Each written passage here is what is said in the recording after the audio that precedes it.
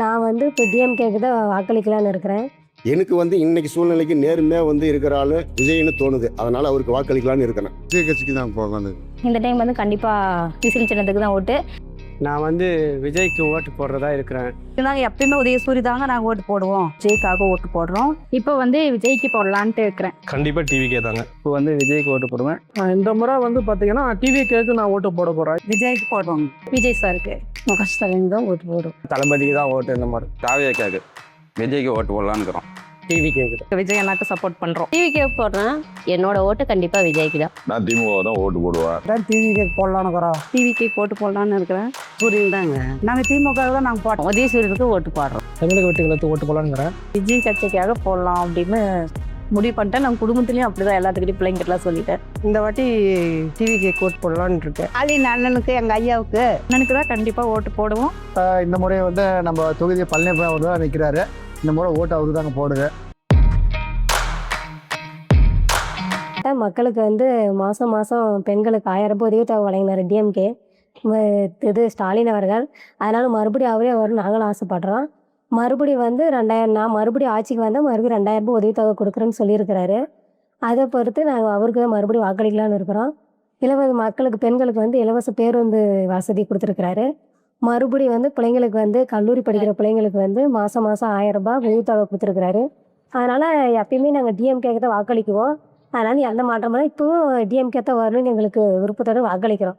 அதிமுகவில் இருக்கிறவங்க அவங்களுக்கு சீட்டு கிடைக்கலன்னா கட்சி மாதிரி திமுகவுக்கு போகிறதும், திமுகவில் இருக்கிறவங்க அவங்களுக்கு சீட்டு கிடைக்கலன்னா உடனே வேறு கட்சிக்கு போகிறதும் இது வந்து நடந்துன்னே இருக்குது. ஒவ்வொரு முறையும் வந்து இந்த சட்டமன்ற தொகுதியில் யார் யாரெல்லாம் நிற்கிறாங்களோ அவங்களே தான் மறுபடியும் வராங்க. அவங்களுடைய வாழ்க்கை தரம் மட்டும்தான் உயர்ந்துமே இருக்குது. பொதுமக்கள் அப்படியே தான் இருக்கிறாங்க. எப்படி அவங்க காரு பின்னாடி வாக்கு கேட்டுன்னு ஓடுறாங்க. இப்படி வந்து மக்களை வந்து அல்லோலப்படுத்துறது தான் வந்து இவங்களுடைய வேலை. இப்போ இருக்கிற இந்த அமைச்சர்களையும் மந்திரிகள் எல்லாத்தையும் பார்த்தோம்னா அவங்களுடைய சொத்து மதிப்பெல்லாம் வந்து கணக்கு கொடுக்குறாங்க. எப்படி இருக்குதுன்னு பார்க்குது. அதே வாக்களிக்கிறவங்களுடைய நிலைமை அதே நிலைமையில் தான் இருக்குது. எந்த ஒரு முன்னேற்றமும் இல்லை. இப்போ வந்து எடப்பாடியார் வந்து ஒட்டுமொத்த இந்தியாவே வந்து தமிழ்நாட்டுக்கு இறக்குறாரு.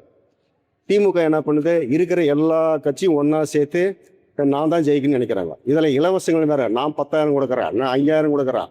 எதுக்கு அந்த மாதிரி? அதுக்கு ஏதாவது ஒரு வாழ்வாதாரத்தை வந்து மேம்படுத்துகிற மாதிரி. இப்போ நாம் தமிழர் கட்சி சேமான்னு எடுத்துக்கிட்டால் கூட அவர் நல்ல கருத்து சொல்கிறாரு. ஆனால் ஒரு நிலையான ஒரு கருத்தாக இல்லை. அது இன்னைக்கு ஒரு மாதிரி பேசுகிறாரு, நாளைக்கு ஒரு மாதிரி பேசுகிறாரு. அவரையும் அதனால் நம்ப முடியல. இப்போ எனக்கு என்னவோ வந்து என்னுடைய மனசாட்சிக்கு நேர்மையான ஒரு இது, நான் வந்து வாக்களிக்கணுன்ற ஒரு விஷயத்துக்காக சொல்லலை, நேர்மையாக வந்து செயல்படணும் அப்படின்ற ஒரு வெளிப்படையான ஒரு வேட்புமனு தாக்கல் செய்யும்போது ஒரு சொத்து மதிப்பை கூட விஜய் வந்து கரெக்டாக எங்ககிட்ட இவ்வளோ இருக்குதுன்னு சொல்கிறாரு. இன்னைக்கு முக ஸ்டாலினுடைய சொத்து மதிப்பை வந்து பார்த்தாக்கா மக்கள் நம்புவாங்களா? அப்புறம் எப்படி அவர் மேலே மறுபடியும் நம்பிக்கை வரும்? இந்த மாதிரி மாறி சொல்லும்போது இவங்க மேலே ஒரு நம்பிக்கையே இல்லாமல் போகுது. எனக்கு என்னமோ விஜய் வந்து செய்வாரோன்னு என் மனசுக்குள்ளே அடிச்சுக்குது. அதனால் அவருக்கு ஒரு வாய்ப்பு தரலாம். ஏன்னா திமுக அதிமுக 2 பேருமே மாறி பெத்தலாட்டம் தான் பண்ணுறாங்க.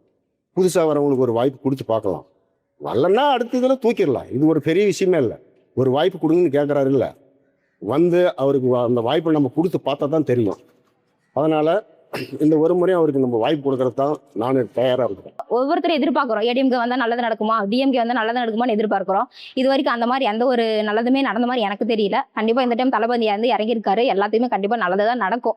அதை வந்து தீர்மானமாக உறுதியாக சொல்கிறேன். ரெட்டையில கட்சியில் தான் நாங்கள் இருக்கிறோம்.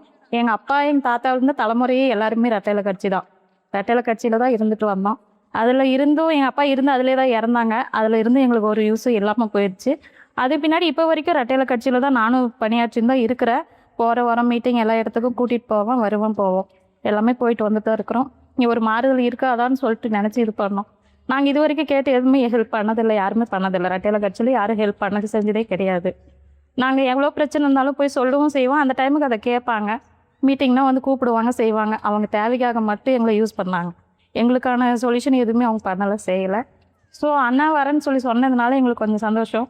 அவர் எனக்கு உயிர்ன்றதுனால கட்சிக்கு வந்ததுனால சரி எனக்கானது செய்வாங்க, எனக்குன்றதை எதிர்பார்க்கறத விட மக்களுக்காக செய்வாங்கன்ற நம்பிக்கை கண்டிப்பாக இருக்குது. அதனால நடிக்கிறதை விட்டுட்டு இதுக்காக வந்திருக்காருன்னா அவருடைய எவ்வளவோ சம்பாதிச்சிருக்கலாம், எத்தனையோ கோடி சம்பாதிச்சிருக்கலாம். சம்பாதிச்சாலும் அவர் வந்து நடிப்பை விட்டு மக்களுக்கு நல்லது செய்யணுன்ற ஒரு காரணத்துக்காக வந்திருக்காரு. எங்களுக்கு வந்து கலைஞர் கொடுத்த டிவி இருக்குது, கலைஞர் கொடுத்த கேஸ் வச்சு நாங்கள் பயன்படுத்தி நாங்கள் அதில் தாங்க இது பண்ணுறோம். எங்களுக்கு பிள்ளைங்களுக்கும் வருது, எங்களுக்கு காசு மாதம் மாதம் வந்து எங்களுக்கு சீட்டு ரேஷன் சீட்லேயும் காசு வருதுங்க. அதனால் அதுக்கு தாங்க நாங்கள் வாக்களிப்போம்.